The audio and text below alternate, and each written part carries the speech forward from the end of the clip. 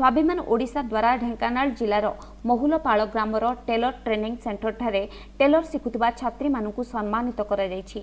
मुख्य अतिथि महुलपाल ग्राम पंचायत सरपंच श्रीमती ममता साहू, स्वाभिमान ओडिशार उपसभापति सत्यव्रत स्वाई, संपादक विप्रवर पात्र, सह संपादक रुद्रप्रसाद विश्वकर्मा, आवाहक अर्जुन महांती, सदस्य मनोरंजन बेहेरा, हिमांशु शेखर दास जोगदे छात्री सम्मानित करथिले।